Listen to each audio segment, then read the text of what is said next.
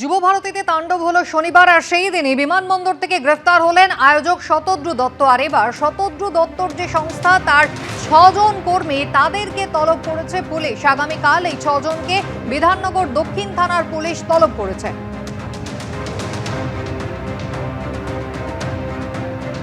শনিবারের সেই ঘটনা, যখন মেসি এসে পৌঁছন মাঠে এবং সেই সময় চূড়ান্ত বিশৃঙ্খলার পরিস্থিতি। একেবারে গ্যালারি থেকে উড়ে আসে হাজারে হাজারে জল ভরা বোতল। শুধু তাই নয়, যে বাকেট চেয়ার ছিল তাও উপড়ে ফেলেন ক্ষুব্ধ জনতা। দর্শকদের অভিযোগ যে সেলিব্রিটিরা, নেতারা, মন্ত্রীরা তারা ঘিরেছিলেন মেসিকে এবং সেই কারণে এক ঝলকও তারা দেখতে পাননি। অতি প্রত্যাশিত এই ট্যুর এবং সেই কারণে হাজার হাজার টাকা দিয়ে টিকিট কেটেছিলেন দর্শকরা, কিন্তু তারপরও মেসিকে দেখতে না পাওয়ার ক্ষোভ একেবারে উগরে দেন তারা।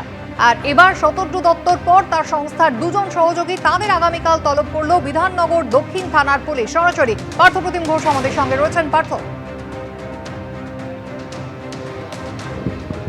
দেখো, মোট 6 জনকে তলব করা হয়েছে। তার মধ্যে হচ্ছে শতদ্রু দত্তর যারা সহযোগী, অর্থাৎ যে অর্গানাইজেশন শতদ্রু দত্তর এই গোটা অনুষ্ঠানটি আয়োজন করছিল, সেই আয়োজক সংস্থার দুজন, এবং যেমনটা জানা যাচ্ছে এই অর্গানাইজেশন তারা কিন্তু একটা ইভেন্ট ম্যানেজমেন্টকে গোটা দায়িত্ব দিয়েছিল, সেই ইভেন্ট ম্যানেজমেন্টের 4 জন।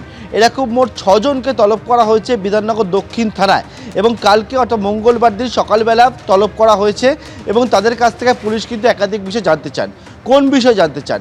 যে এক হচ্ছে, পুলিশের তরফ থেকে বলা হয়েছিল যে সাংবাদিক বৈঠক করে যে জলের বোতল প্রবেশ করবে না। তার পরবর্তীকালে দেখা গেল কি, আমরা যে জায়গায় দাঁড়িয়ে রয়েছি এটা হচ্ছে সেই যুবভারতী ক্রীড়াঙ্গন। সেই ক্রীড়াঙ্গনের ভেতরে বিভিন্ন জায়গায় জল, কোল্ড ড্রিঙ্কের স্টল, এমনকি যে জায়গায় দর্শকরা বসে রয়েছে সেখানেও দেখা যাচ্ছে একেবারে জলের বোতল, কোল্ড ড্রিঙ্ক সেখানে বিক্রি হচ্ছে, বোতল দিয়ে সেখানে বিক্রি হচ্ছে। এই যে জলের বোতল প্রবেশ করলো, এর অনুমতিটা কিভাবে দিয়েছিল তারা, অর্থাৎ সংস্থা বা ইভেন্ট ম্যানেজমেন্ট কে দিয়েছিল এই অনুমতিটা? কিন্তু এখানেও একটা প্রশ্ন উঠছে যে সেখানে পুলিশ নিরাপত্তা ছিল, পুলিশ ছিল, তাদের সামনে এটা হচ্ছিল বা কী করে, এটাও একটা প্রশ্ন উঠছে। অন্যদিকে যে বিষয় জানতে চান তারা, যে এখানে যখন মেসি, লিওনেল মেসি এই যে জায়গায় আমরা দাঁড়িয়ে রয়েছি, এখান থেকে ভেতরে প্রবেশ করলো, প্রবেশ করার পর একেবারে সোজা যখন মাঠের দিকে এগোবার পর দেখা গেছে একবার চূড়ান্ত বিশৃঙ্খলা, যাকে বলে সেই চূড়ান্ত বিশৃঙ্খলা দেখতে পাওয়া যায়। এবং সেই বিশৃঙ্খলা যখন হয় মেসি প্রবেশ করার পর, যে কোনো রকম কোনো পরিকল্পনা কি তাদের ছিল না, যে এইভাবে ক্লোজ প্রক্সিমিটির মধ্যে সবাই চলে এলো কীভাবে, কার দেখার দায়িত্ব ছিল, সেই বিষয়টা জানতে চান তদন্তকারী আধিকারিকরা।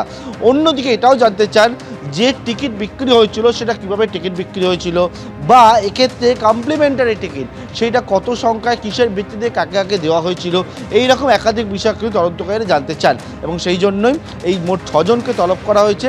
এক হচ্ছে শতদ্রু দত্তর যে অর্গানাইজেশন, সেই অর্গানাইজেশন এবং ইভেন্ট ম্যানেজমেন্টের দায়িত্বে যারা রয়েছেন তাদেরকে মিলিয়ে 6 জনকে কালকে বিধাননগর দক্ষিণ থানায় তলব করা হয়েছে। তুমি জানো ইতিমধ্যে শতদ্রু দত্তকে গ্রেপ্তার করে 14 দিনের জন্য রিমান্ডে পেয়েছে পুলিশ, এবং পুলিশের তরফ থেকে যে বিষয়টা গতকালকে বলা হয়েছিল আদালতের কাছেও, যে এক হচ্ছে যে শতদ্রু দত্তর বিরুদ্ধে তারা যেটা অভিযোগটা আনছে, এফআইআরের যে বিষয়টা উল্লেখ করছেন, যে গোটা বিষয় যে কারা কারা মেসির পাশে থাকবে না থাকবে সেটা দেখার দায়িত্ব হচ্ছে এই সংস্থার, আয়োজক সংস্থার। সুতরাং তার পরবর্তীকালে যে পরিস্থিতি তৈরি হয়েছিল সেই পরিস্থিতির জন্য দায়ী হচ্ছে আয়োজক সংস্থা, এবং সেই জন্য আয়োজক সংস্থার যিনি প্রধান তাই গ্রেপ্তার করা হয়েছে।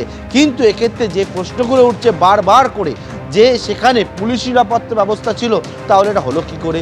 সেখানে প্রশ্ন উঠছে যে জলের বোতল নিয়ে পুলিশ সাংবাদিক বৈঠক করে বলে দিল যে জলের বোতল নিয়ে প্রবেশ করা যাবে না, তারপরে একেবারে ট্রেতে করে জল নিয়ে স্টেডিয়ামের মধ্যে বিক্রি হচ্ছিল কীরকমভাবে, এরকম একাধিক বিষয়ে প্রশ্ন রয়েছে, যে তদন্তকারী সংস্থা তদন্ত করছে। এবং সেই জন্যই এই 6 জনকে তলব করে কালকে তারা জিজ্ঞাসাবাদ করে আরও বিস্তারিত বিষয় জানতে চান বলে আমরা পুলিশ সূত্রে জানতে পারছি। এবিপি আনন্দ, এগিয়ে থাকে, এগিয়ে রাখে।